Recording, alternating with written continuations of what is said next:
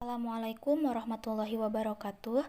Puji beserta syukur marilah kita panjatkan kepada Allah Subhanahu wa Ta'ala yang telah memberikan beribu-ribu nikmat. Tidak lupa sholawat dan salam tercurahkan kepada Nabi Muhammad SAW, keluarganya beserta sahabat. Semoga kita semua mendapatkan syafaatnya dan mendapat petunjuk hingga hari kiamat nanti. Di sini saya akan menyampaikan kultum dengan tema mengejar kesucian di bulan Ramadan dengan kesadaran lingkungan. Bulan Ramadan dikenal sebagai bulan penyucian diri, menjadikan diri lebih baik dari sebelumnya. Bulan suci ini telah berada di penghujung bulan, gerbang pintu Syawal telah berada di depan mata. Lantas, apa yang sudah kita diperoleh? Sering kita dengar slogan kembali ke fitrah. Ketika bulan Ramadan telah usai, tepatnya di Hari Raya Idul Fitri, karena seseorang yang telah melalui satu bulan Ramadan diharapkan ibarat bayi yang baru lahir. Bersih tak memiliki dosa dianalogikan dengan kertas putih tanpa tinta hitam. Rasulullah Shallallahu Alaihi Wasallam bersabda, qala Rasulullah Shallallahu Alaihi Wasallam, inna Ramadana syahrul taradallahu azza wa jalla siyamahu wa inni sanangtu lil muslimin qiyamahu faman somahu imana wahtisaba haroza min nudubi kayaumi waladathu ummuh. Artinya sesungguhnya Ramadan merupakan bulan yang Allah wajibkan kepada umat muslim untuk berpuasa dan aku mewajibkan kepada mereka untuk melaksanakannya. Maka barang siapa yang berpuasa dengan didasari iman dan mengharap ridho Allah, dia akan keluar dari dosa ibarat waktu dilahirkan. Fitrah bermakna suci atau bersih, kembali ke sifat dasar manusia yang tak memiliki dosa layaknya bayi yang baru dilahirkan. Kata suci atau bersih dalam literatur Turas dikenal dengan sebutan at-tahoroh. Imam Al-Ghazali menyebutkan suci tidak hanya bermakna bersih secara lahir, namun juga bersih secara batin. Lebih lengkapnya, Huzatul Islam Al-Ghazali membagi suci atau bersih menjadi 4 tingkatan, yang kemudian diringkas oleh Syekh Muhammad Zamaluddin Al-Qasimi, yaitu yang pertama adalah penyucian yang tanpa dari kotoran-kotoran badan. Tingkatan yang kedua ialah penyucian anggota badan dari tindak kriminal dan segala dosa. Yang ketiga, tingkatan ketiga yaitu penyucian hati dari akhlak tercela dan hal-hal yang hina. Dan yang keempat, yang terakhir adalah penyucian sir atau rahasia dari selain Allah Subhanahu wa Ta'ala.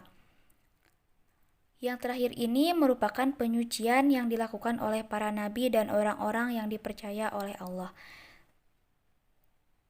Sekilas dari keterangan di atas bahwa penyucian diri tidak hanya berkaitan dengan yang tampak atau lahir, namun yang tak tampak pun atau batin harus disucikan sehingga seseorang dianggap kembali ke fitrah setelah melalui ibadah puasa sebulan penuh di bulan Ramadan.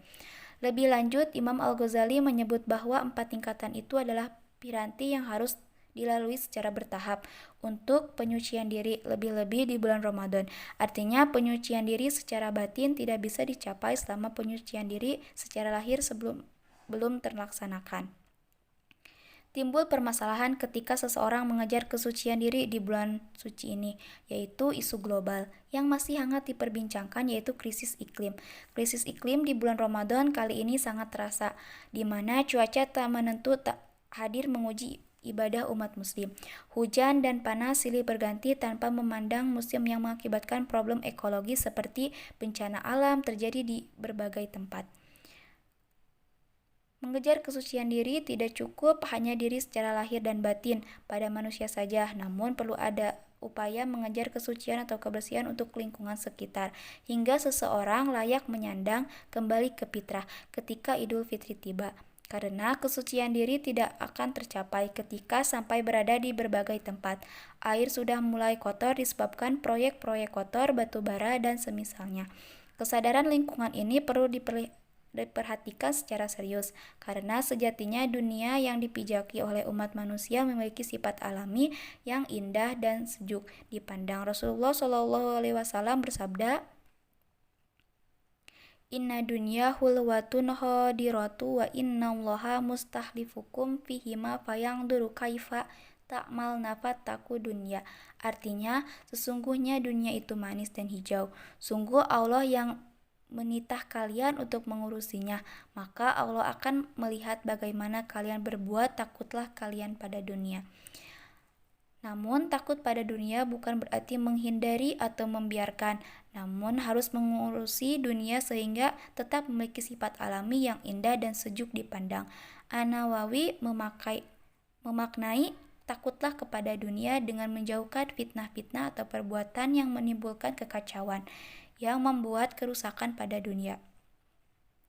Maka dari itu dapat disimpulkan bahwa mengejar kesucian diri terdapat 3 macam.